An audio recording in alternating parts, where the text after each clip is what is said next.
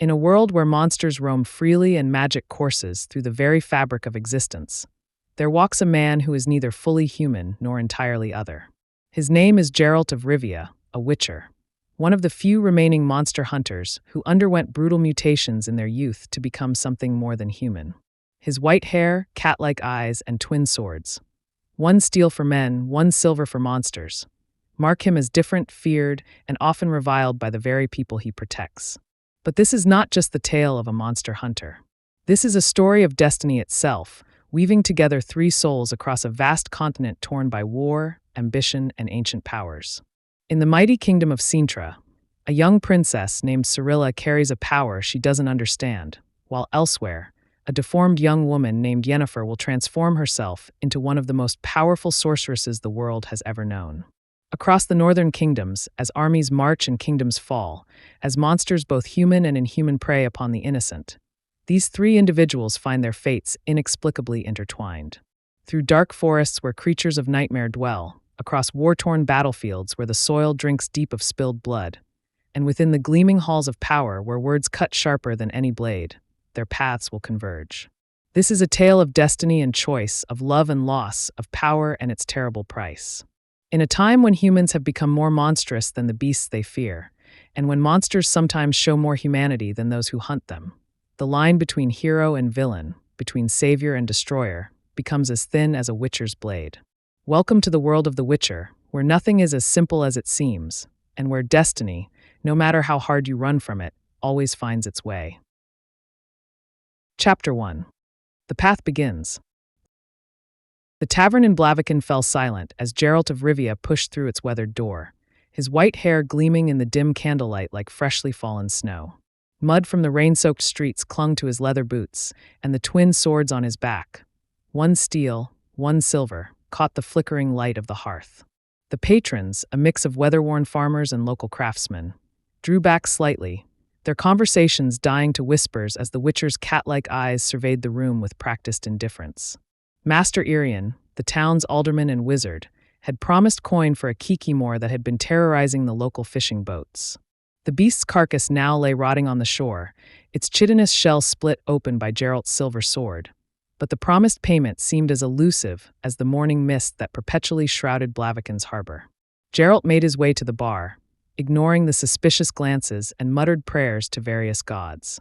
The innkeeper, a stout man with arms like tree trunks and a beard streaked with gray, didn't bother to hide his disdain as he placed a tankard of ale before the Witcher without being asked. 3 orens, he grunted, his price notably higher than what the other patrons paid. The coins clinked on the wooden counter as a female voice cut through the tense atmosphere. A Witcher in Blaviken? The gods must have a sense of humor. The voice belonged to a young woman who seemed to materialize from the shadows. Renfrey, though she hadn't offered her name yet. Her dark hair fell in waves around a face that bore both beauty and hardness, like a sword wrapped in silk. She carried herself with the confidence of someone intimately familiar with violence, and Geralt's medallion hummed ever so slightly in her presence. The gods rarely concern themselves with my whereabouts, Geralt replied, his voice gravelly from the mutations that had made him what he was. He took a measured sip of his ale, watching as Renfrey settled onto the stool beside him, her own tankard already in hand. Yet here you are, in my little corner of the world, she smiled, though it didn't reach her eyes. Tell me, Witcher, what brings you to our humble market town? Surely not our famous hospitality. The conversation that followed would later be recounted in taverns across the northern kingdoms, though few would get the details right. Renfrey spoke of injustice and revenge, of a wizard named Stregobor who had condemned her to death as a child, claiming she was cursed by the Black Sun, a prophecy that marked certain girls born during an eclipse as harbingers of destruction. She had survived his assassin only to become something harder, darker, forged in the crucible of necessity and survival. As the night deepened and the tavern emptied, Renfrey revealed her true purpose. She planned to force Stregobor's hand by threatening the town's market day, knowing the wizard would never leave his tower willingly. Sometimes the lesser evil is the only choice we have, she told Geralt, her words carrying the weight of someone who had long since made peace with necessary violence. But Geralt knew better than most the price of such choices. His own transformation into a witcher had been built upon the foundation of necessary evils. Children subjected to brutal mutations that killed more often than they transformed, all in the name of creating monster hunters humanity desperately needed, but secretly despised. Dawn broke over Blaviken like a cracked egg, spilling golden light across the cobblestones. Geralt had spent the night in meditation, his decision weighing heavily on his mind. He found Renfri and her band in the market square, just as she had promised. The morning air was crisp, carrying the scent of fresh bread from the baker's ovens and the metallic tang of what was to come. "Stand down," Geralt called out, his voice carrying across the nearly empty square. Market-goers who had arrived early quickly scattered, sensing the violence that crackled in the air like lightning before a storm. "There's still time to walk away." Renfri's laugh was bitter as morning frost. "You know I can't do that, Witcher. Some chains can only be broken with blood." Her men spread out, steel gleaming in the early light. They were experienced killers, their movements speaking of years spent surviving by blade and cunning. But they had never faced anything like a Witcher. The fight, when it came, was swift and terrible. Geralt moved like quicksilver, his sword describing lethal arcs through the air. The first man fell before he could even raise his guard, blood painting the cobblestones in a crimson streak. The second managed to parry once before Geralt's blade found the gap between his ribs. The third and fourth attacked together, but Geralt's pirouette carried him between them, his sword singing its deadly song. But it was Renfri who proved the true challenge. She fought with the desperate grace of someone who had spent a lifetime surviving against impossible odds. Their blades met in a dance of steel and skill, each strike and parry a conversation about pain and survival. "You chose," she spat between exchanges, "you chose the lesser evil." "Evil is evil," Geralt replied, his blade weaving an impenetrable defense. "Lesser, greater, middling, it's all the same." Their fight carried them across the square, past overturned market stalls and fleeing townspeople. Renfri's attacks grew more desperate, more reckless, until finally, she left an opening that Geralt couldn't ignore. The killing stroke was clean, precise, a mercy in its swiftness. Renfri's eyes met his as she fell, and in them, Geralt saw a reflection of all the choices that had led them both to this moment. "The girl in the woods," she whispered as her life ebbed away. "She is your destiny. She is more than that." The words would haunt Geralt long after Renfri's blood had dried on the cobblestones of Blaviken's market square. Master Irian, revealed to be Stregobor himself, emerged from his tower to claim Renfri's body for study, speaking of curses and vindication. Geralt's response was to press his sword against the wizard's throat, forcing him to retreat empty-handed. But the damage was done. As Geralt prepared to leave Blaviken, the whispers had already begun. "Butcher," they called him, the Butcher of Blaviken. Children were hurried inside as he passed, doors were barred, and prayers were muttered. The very people he had protected now feared him more than the monsters he hunted. Mounted on Roach, his faithful mare, Geralt took one last look at the town that would forever mark him with a new kind of isolation.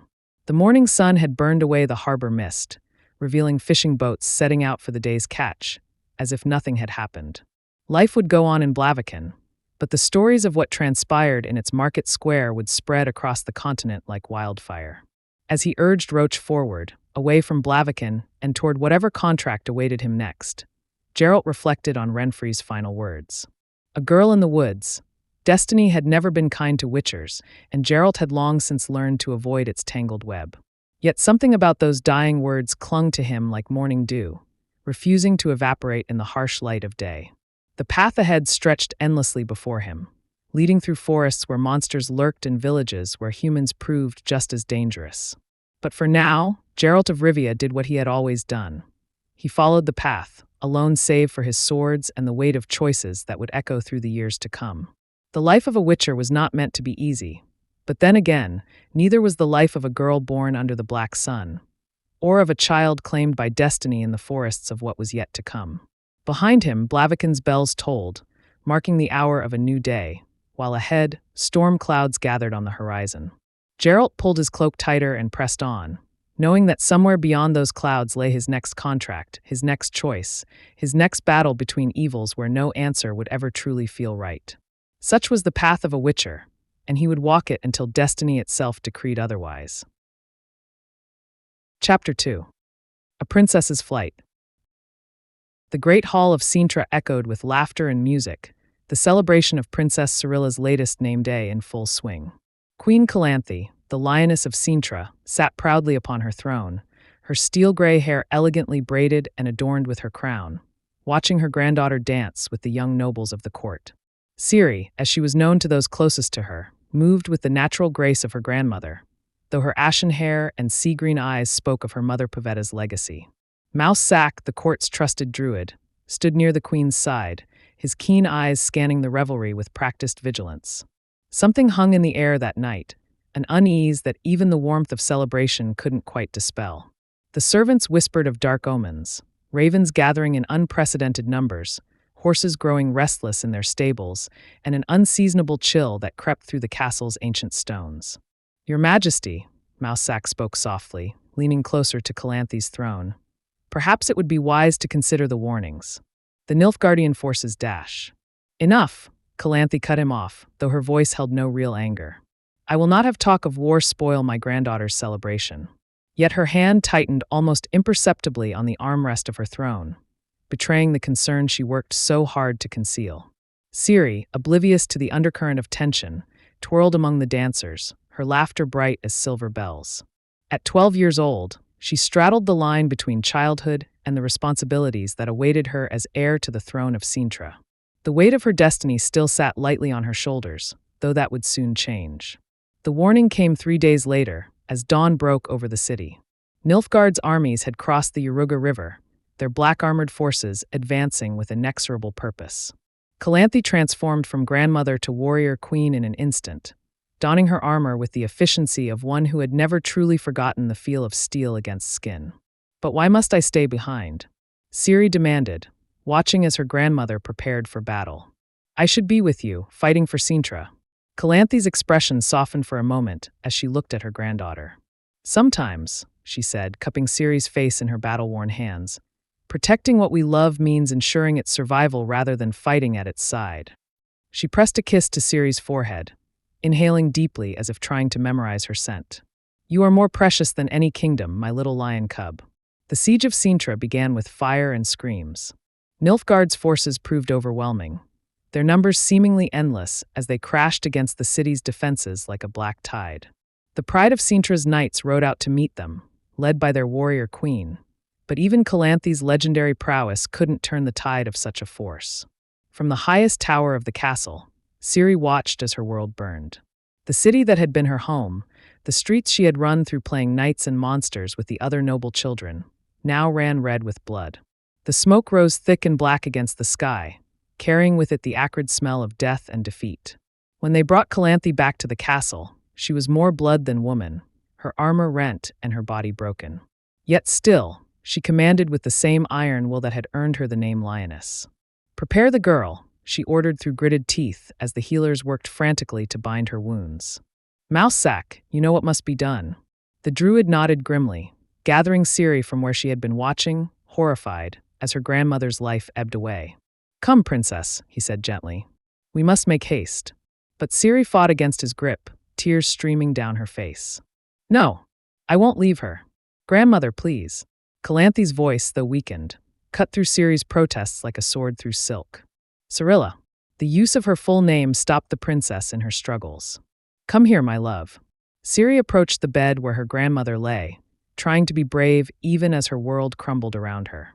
Calanthe reached for her hand, pressing something cold and metallic into it, a brooch bearing the royal crest of Cintra. "Listen carefully," Calanthe whispered, her voice growing weaker with each word. "Find Geralt of Rivia. He is your destiny, and you are his. Promise me you'll find him." "I promise," Ciri choked out, clutching the brooch to her chest. "But please don't leave me. We never truly leave those we love." Calanthe managed a small smile, though pain lined her face. "Now go. Become who you were meant to be, my little lion cub. Make me proud." The escape from the castle was a blur of terror and confusion. Mousesack led Ciri through secret passages, the sounds of fighting growing closer with each step.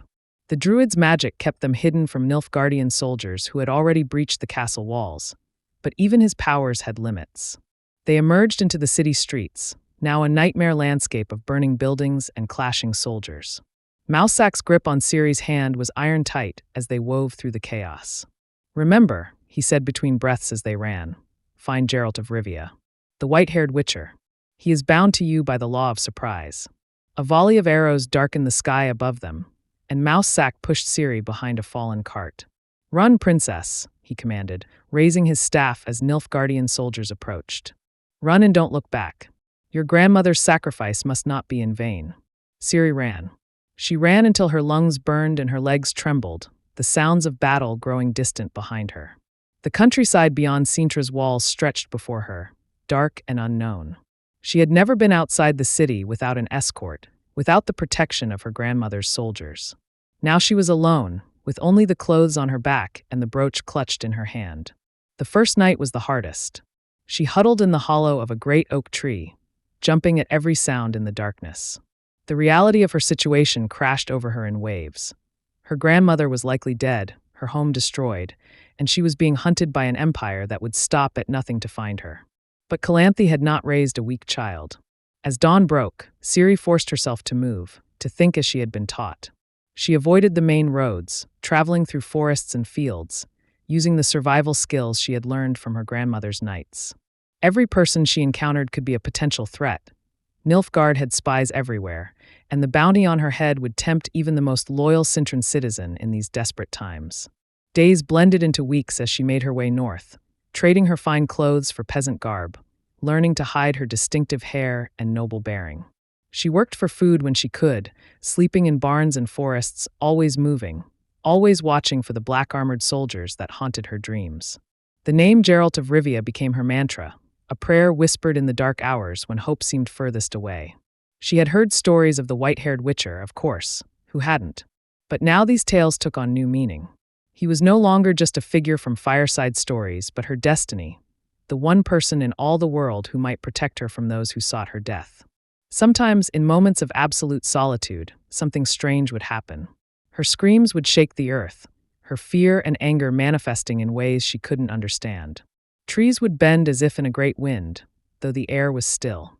These moments terrified her almost as much as her pursuers, for they hinted at something within her that was both powerful and uncontrollable.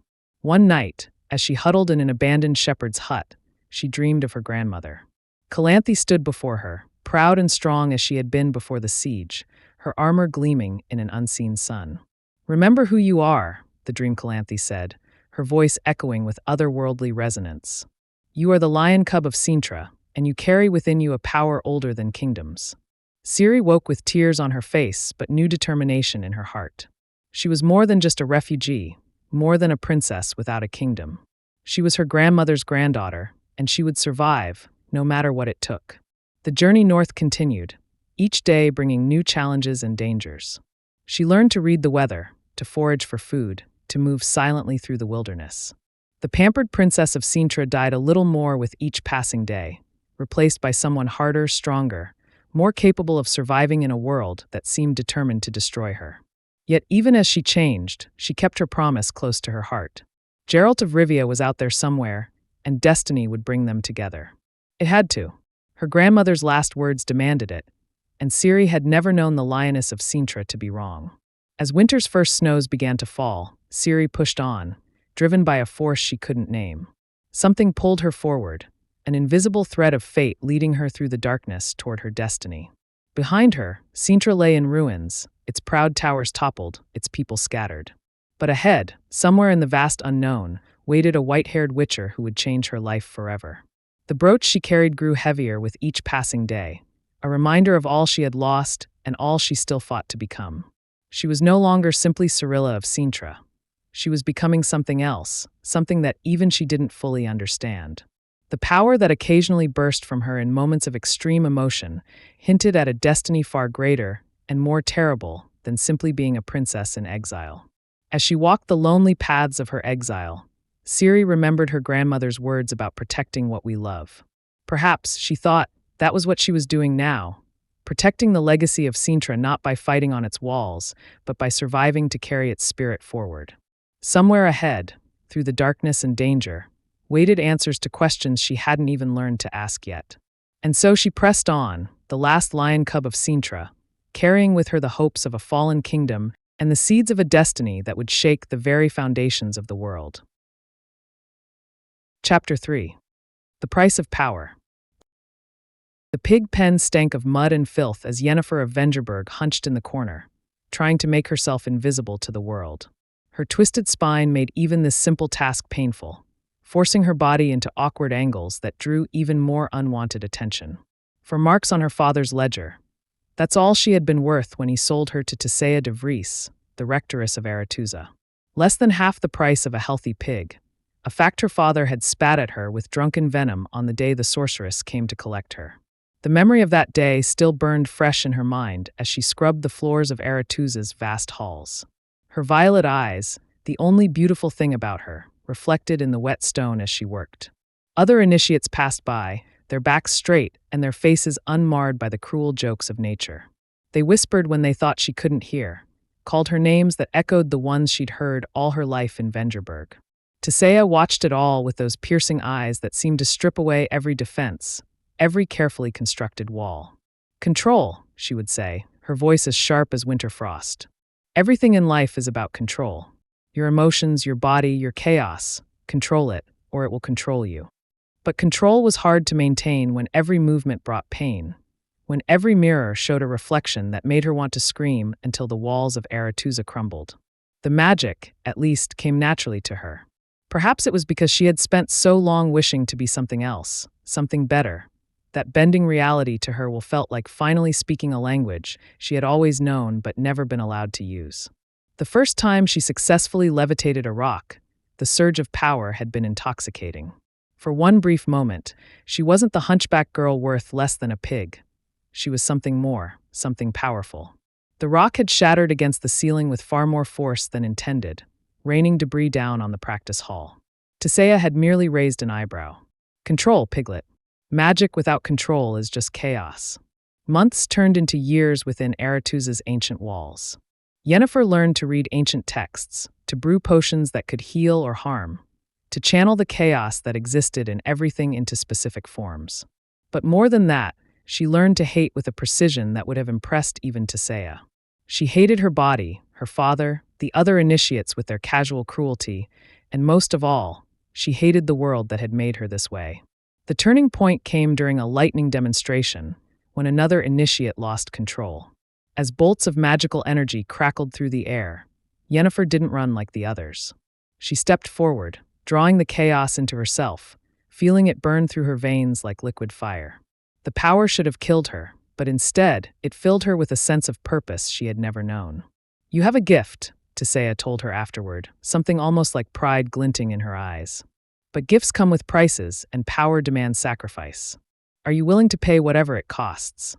Yennefer's answer was immediate, born from years of pain and humiliation. "I would pay any price to be reborn." The transformation ritual was ancient magic, forbidden in many circles. It required power drawn from fire, pain that went beyond the physical, and a sacrifice that could never be undone. Yennefer lay on the stone table as the mages worked their arts, her screams echoing through Aretuza's halls as they reformed her body, straightening her spine, reshaping her jaw, remaking her into the vision of beauty she had always dreamed of becoming. But dreams, as Tisea had warned, always carried a price. In exchange for her transformation, Yennefer sacrificed her ability to bear children. At the time, it had seemed a small price to pay for beauty and power. She had never wanted to be a mother anyway, had she? The world was cruel enough without bringing more lives into it to suffer. When she finally stood before a mirror again, the reflection that gazed back was everything she had ever wanted to be. Raven black hair fell in waves around a face that could launch wars, violet eyes now set in features that would make kings weep. Her body was straight and strong, no trace remaining of the twisted form she had been born with. She was beautiful, powerful, and utterly transformed. The court of Teetering became her first assignment as a fully trained sorceress. King Verfuril needed a mage advisor, and Yennefer's beauty made her an obvious choice. She played the game of court politics with natural skill, using both her magic and her newfound beauty as weapons in an endless dance of power and influence. Years passed like pages in a book, but Yennefer did not age. She watched kings rise and fall, saw empires crumble and new ones rise from their ashes. She took lovers when it pleased her, discarded them when they bored her, and always sought more power.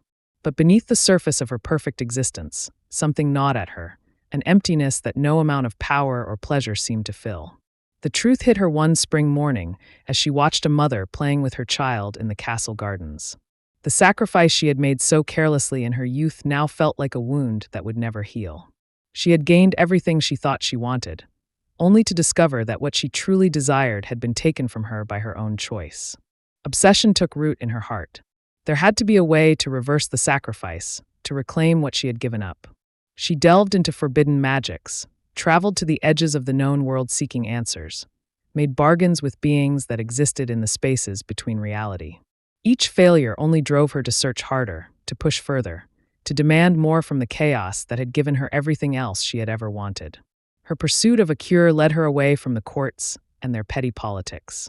She established herself as an independent sorceress, taking on tasks that others wouldn't dare attempt, building a reputation as someone who could achieve the impossible for the right price.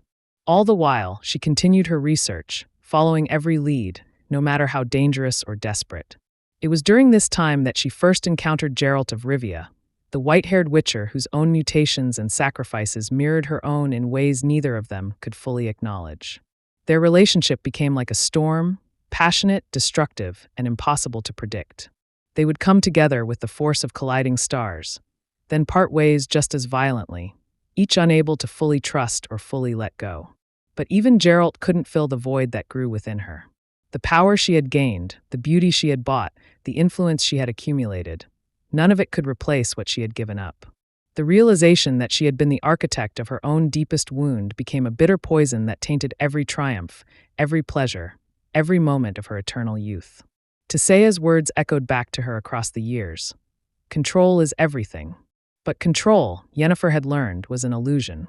She could control her appearance, her power, her destiny in so many ways, but she couldn't control the consequences of her choices or the way they would reshape her soul. As war clouds gathered over the continent and the political landscape shifted like sand in a storm, Yennefer found herself drawn into events larger than her personal quest. The Brotherhood of Sorcerers looked to her for leadership, recognizing in her both power and ruthless determination. She played her part, but always with her own agenda running beneath the surface, like a hidden current in a seemingly calm sea. The sorceress who emerged from decades of searching was not the same woman who had once lain on that stone table in Aretuza. She was harder, yes, but also deeper, her understanding of power and its price tempered by years of regret and relentless pursuit of the impossible. Her beauty remained unchanged, a perfect mask hiding the turmoil within, but her violet eyes held shadows that spoke of paths walked in darkness and prices paid in full measure. Yet still she persisted, driven by a determination that even Tesea would have admired. If magic could reshape flesh and bone, if it could grant eternal youth and bend reality itself, then surely it could undo one sacrifice made in the fire of youth and ambition. The world itself might burn in the meantime, kingdoms might fall and armies clash, but Yennefer of Vengerberg would not be denied her heart's desire. Not again, not ever. As chaos grew in the world around her, as armies marched and prophecies unfolded, Yennefer stood at the crossroads of power and destiny once more.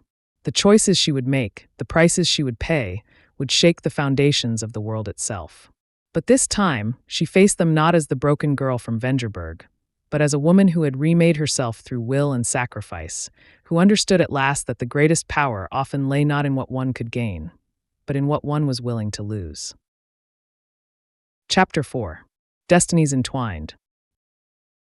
The tavern in Posada hummed with the usual afternoon crowd, a mix of farmers drowning their worries in cheap ale and travelers seeking respite from the dusty road. In the corner, a young bard named Jaskier strummed his lute, his voice carrying over the din as he attempted to entertain the unreceptive crowd. His blue doublet, though dusty from travel, still managed to catch what little light filtered through the grimy windows. Geralt of Rivia sat alone, as usual, nursing a mug of ale and trying to ignore the bard's increasingly desperate attempts to engage the audience. The witcher's white hair and cat-like eyes drew the occasional fearful glance, but the patrons had learned to leave him be. He was here following rumors of work, devils stealing grain from the local farmers, or so they claimed. "I love the way you just sit in the corner and brood," the bard's voice cut through Geralt's thoughts. Jaskier had abandoned his unsuccessful performance to approach the witcher's table, either too brave or too foolish to heed the warning signs that had kept others at bay. What followed would change both their lives forever, though neither could have known it at the time. The devil turned out to be Torque, a Sylvan, and the grain theft led them straight into an encounter with Filavandrel, the proud king of the elves. It should have ended in death for both of them, but instead became the beginning of an unlikely friendship and the subject of a song that would change the continent's perception of witchers. Toss a coin to your witcher, O Valley of Plenty. Jaskier's ballad would echo through taverns across the land, slowly transforming Geralt's reputation from feared mutant to celebrated hero, much to the witcher's annoyance. Meanwhile, in another part of the continent, Yennefer of Vengerberg stood before the court of Edern, her violet eyes scanning the assembled nobles with carefully concealed disdain. Decades had passed since her transformation, yet she remained as beautiful and ageless as ever, power radiating from her like heat from a flame. The politics of courts had long since lost their appeal, but they still served their purpose in her endless quest for more power, more knowledge, more of everything that might fill the void within her. A messenger arrived with news of Nilfgaard's movements to the south. The Empire's shadow loomed larger with each passing day, their armies advancing like a dark tide across the land. Yennefer listened to the reports with growing concern, not for the kingdoms that might fall, but for the ancient artifacts and magical knowledge that could be lost in the coming conflict. In Cintra, Queen Calanthe watched her granddaughter Cirilla training in the courtyard, the girl's ashen hair gleaming in the sunlight as she practiced her swordplay. The queen's hand rested unconsciously on the pommel of her own sword, memories of battles past and premonitions of battles to come weighing heavily on her mind. She had done everything in her power to protect Ciri from the destiny that bound her to the white-haired witcher. But destiny, she was beginning to fear, was not something that could be outmaneuvered forever. The threads of fate drew tighter as Geralt's path crossed with Yennefer's in the town of Rind. The witcher, desperate to save Jaskier from a djinn's curse, found himself face to face with the most powerful and beautiful sorceress he had ever encountered. Their meeting was like a storm breaking, passionate, and destructive, as Yennefer attempted to capture the djinn for her own purposes, nearly destroying herself in the process. Geralt's last wish to the djinn, spoken in desperation as Yennefer's makeshift amphora chamber crumbled around them, bound their fates together in ways neither of them fully understood. The attraction between them was immediate and overwhelming, but it was tainted by doubt. Was what they felt real, or merely the product of magical intervention? Their paths would cross and diverge repeatedly over the years that followed. Each encounter was marked by passion and conflict in equal measure, their love for each other as real as it was complicated. Yennefer's pursuit of a cure for her infertility and Geralt's attempts to outrun his own destiny created a dance of attraction and rejection that spanned decades. Jaskier, ever-present and ever-irritating in Geralt's estimation, chronicled their adventures in songs that spread across the continent. The White Wolf and his sorceress became legends, their stories told in taverns and courts alike, though the truth was often far more complex than any ballad could capture. The years turned like pages in a book, and the shadow of Nilfgaard grew longer. Geralt continued to walk the path, taking contracts and slaying monsters, while Yennefer pursued her own goals with single-minded determination. Neither of them could know that their greatest challenge awaited them in Cintra, where a young princess's destiny was inexorably intertwined with their own. When news of Nilfgaard's invasion reached Geralt, he knew he could no longer avoid the pull of destiny. The child surprise he had claimed years ago in Cintra's Great Hall was in danger, and despite his best efforts to remain uninvolved, he found himself drawn toward the burning kingdom like a moth to flame. But fate, as always, had its own plans. The roads to Cintra were chaos, filled with refugees fleeing the advancing army. Geralt fought his way south, but by the time he reached the outskirts of the city, it was already too late. Cintra had fallen, its proud towers reduced to smoking ruins, and Princess Cirilla had vanished into the wilderness. The search for Ciri became Geralt's sole focus, leading him through war-torn lands and forcing him to confront the very destiny he had spent so long avoiding. Each step brought him closer, not only to the child's surprise, but to a confrontation with the forces that sought to control the continent's future. Yennefer, too, found herself drawn into the growing conflict. The Brotherhood of Sorcerers prepared for war, knowing that Nilfgaard's ambitions threatened not just the northern kingdoms, but the very balance of power that had maintained peace for generations. The sorceress who had spent so long pursuing her own goals now faced choices that would affect the fate of the entire continent. Their separate paths, the Witcher, the Sorceress, and the Child Surprise, wound through the chaos of war like threads in a tapestry, each moving inexorably toward a convergence that would shake the foundations of their world. Destiny, it seemed, would not be denied forever. In the forests and fields of the war-torn north, Ciri continued to run, her power growing stronger and more unpredictable with each passing day.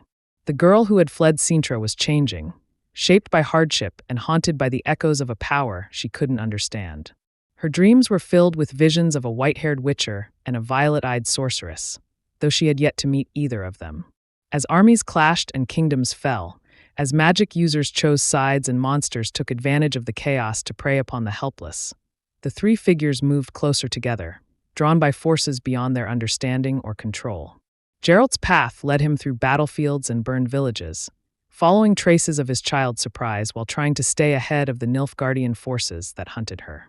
Yennefer found herself at Sodden Hill, where the northern mages made their stand against Nilfgaard's advancing armies. The battle that followed would become legend, a desperate struggle of magic and might that would change the course of the war and leave scars both visible and invisible on all who survived it. The convergence of their paths approached like a gathering storm, destiny weaving their separate stories into a single thread that would determine not just their own fates but the fate of the entire continent. The witcher who didn't believe in destiny, the sorceress who sought to control it, and the princess who embodied it. Their meeting would mark the beginning of a story even Jaskier's songs couldn't fully capture. As winter descended on the war-torn lands, as armies regrouped and plotted their next moves, as monsters both human and inhuman stalked the shadows between burning cities, the three figures moved ever closer to their inevitable meeting. The time of the sword and axe was indeed approaching, as the prophecies had foretold, but with it came something else. The time when three destinies would finally become one, for better or worse, for the salvation or destruction of all they held dear. Their stories, so long separate yet connected by invisible threads of fate, were about to collide in ways that would reshape their world. The witcher, the sorceress, and the child surprise, each carrying their own wounds, their own powers, their own destinies, stood on the brink of a convergence that would either save their world or destroy it completely. Chapter 5. Destiny Fulfilled. The Battle of Sodden Hill raged like a storm unleashed from hell itself. Yennefer of Vengerberg stood atop the hill, her violet eyes reflecting the chaos that surrounded her. Nilfgaardian forces pressed forward in endless waves of black armor, while 14 northern mages fought with everything they had to hold the line. The air crackled with magic, thick with the scent of ozone and blood. Triss Merigold's screams pierced the air as Nilfgaardian fire caught her, the sound cutting through the battlefield chaos like a knife. Sabrina Glevisig's enchanted arrows rained death from above until a counterspell sent her crashing from her perch. One by one, the defenders fell or faltered, their magic proving insufficient against the sheer numbers they faced. Yennefer fought with a fury that surprised even her. This wasn't about politics anymore, or power, or even survival. Something deeper drove her, a sense that this moment would define not just the fate of the northern kingdoms, but her own destiny as well. Her magic tore through the Nilfgaardian ranks, leaving destruction in its wake, but still they came. Miles away, Geralt of Rivia pushed Roach to her limits, following the trail of his child's surprise through war-torn countryside. The signs of Ciri's passage were growing fresher. Disturbed earth that spoke of her unique power, whispered tales from villagers who had seen a young girl with ashen hair. But he wasn't the only one hunting her. Nilfgaardian scout parties crisscrossed the landscape, their black armor a blight on the winter-touched land. The Witcher's medallion hummed constantly now, responding to the increasing magical chaos that seemed to permeate the very air. Something was building, a convergence of powers that even his enhanced senses couldn't fully comprehend. His thoughts turned to Yennefer, wondering if she was involved in whatever magical catastrophe was unfolding.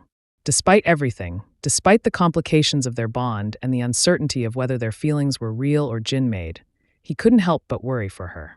Cirilla, the lion cub of Cintra, huddled in a barn as another vision took hold of her.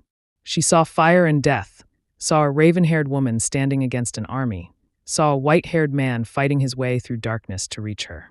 The visions came more frequently now, accompanied by bursts of power she couldn't control. The last one had leveled a grove of trees, alerting her pursuers to her location and forcing her to flee once again. Her grandmother's last words echoed in her mind. Find Geralt of Rivia. But how could she find someone in this chaos, when every shadow might hide a Nilfgaardian soldier, when her own power threatened to reveal her location with each passing day. The weight of destiny pressed down on her like a physical thing, pushing her towards something she couldn't yet understand. Back at Sodden Hill, Yennefer reached deep within herself, drawing on reserves of power she didn't know she possessed. The Nilfgaardian army had breached their final defenses, and her fellow mages were either dead, captured, or too wounded to continue fighting. As she stood at the edge of the hill, watching the black tide approach, something inside her shifted. All her life, she had fought for control over her appearance, her power, her destiny. She had sacrificed everything in pursuit of that control, had bent reality itself to her will. But now, facing what seemed to be certain defeat, she understood that true power might lie in letting go. The chaos she had always sought to control responded to this realization. It flowed through her like a river breaking through a dam, pure and devastating. Fire erupted from her hands, but this was no ordinary magical flame. This was the essence of chaos itself, transformed into pure destructive force by her will and desperation. The flames swept across the battlefield like a tide of judgment, consuming everything in their path. Nilfgaardian soldiers screamed as the fire found them, their armor offering no protection against magic of this magnitude. The very air seemed to burn, the sky turning the color of blood as Yennefer's power reached its peak.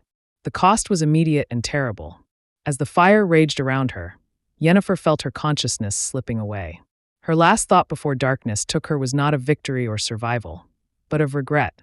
Regret that she might never know if what she felt for Geralt was real, never find the cure she had sought for so long, never understand the true purpose of all her sacrifices. Geralt felt the magical shockwave from miles away. His medallion vibrated so violently it nearly tore itself from his neck, and Roach reared in panic. He knew, somehow, that Yennefer was at the center of whatever catastrophe had just occurred. The certainty pulled at him like a physical force, warring with his need to find Ciri. The choice was taken from him when a scream split the air, not from the direction of Sodden Hill, but from a dense forest to his west. It was a sound he had heard before, in Cintra's great hall years ago when he had claimed the law of surprise. Without conscious thought, he turned Roach toward the sound, toward his destiny. Ciri ran through the forest, her lungs burning and her legs trembling with exhaustion. The latest burst of power had left her weak, but the Nilfgaardian soldiers pursuing her gave her no choice but to keep moving. Branches whipped at her face as she fled, and her vision blurred with tears of frustration and fear. She burst into a clearing just as a white-haired man on horseback entered from the other side. Time seemed to stop as their eyes met, his cat-like yellow ones widening in recognition, her sea-green ones filling with tears of relief. This was the man from her visions, the one her grandmother had told her to find. "Geralt?" she whispered, her voice trembling. The Witcher dismounted in one fluid motion, moving toward her with careful steps, as if afraid she might bolt like a frightened deer.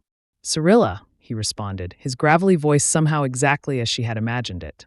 They came together in the center of the clearing, destiny fulfilled at last as Geralt wrapped his arms around the girl who had haunted his thoughts for so long.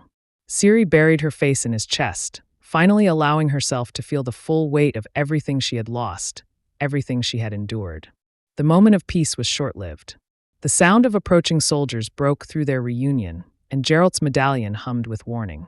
But before he could move to defend them, Ciri's power erupted once again.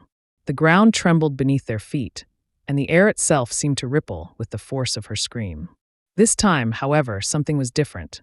Geralt's presence seemed to anchor her, helping her channel the chaos instead of being overwhelmed by it. The pursuing soldiers were thrown back, trees bending away from the force of her power, but the destruction was controlled, focused.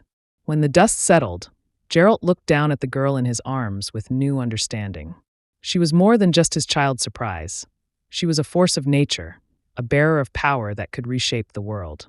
The responsibility of protecting and guiding her settled on his shoulders like a familiar weight. "We need to find Yennefer," he said, helping Ciri onto Roach. The girl nodded, recognizing the name from her visions. They rode toward Sodden Hill, toward the aftermath of Yennefer's last stand. The battlefield they found was a scene of apocalyptic destruction. The ground was scorched black, the air still thick with the remnants of powerful magic.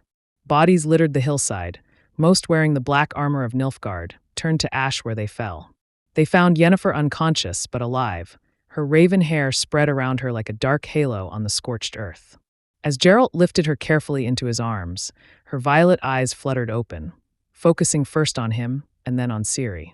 A spark of recognition passed between sorceress and girl, a connection that transcended the physical world. In that moment, the three destinies that had been winding toward each other for so long finally merged into one. The witcher who had tried to deny destiny, the sorceress who had tried to control it, and the princess who embodied it, together at last. As they made their way from the battlefield, supporting each other, they formed a family forged not by blood, but by something stronger, by choice, by sacrifice, and by the inexorable pull of destiny itself. The path ahead would not be easy. Nilfgaard would not stop hunting Ciri, and the power she possessed would only grow stronger. But they would face whatever came together.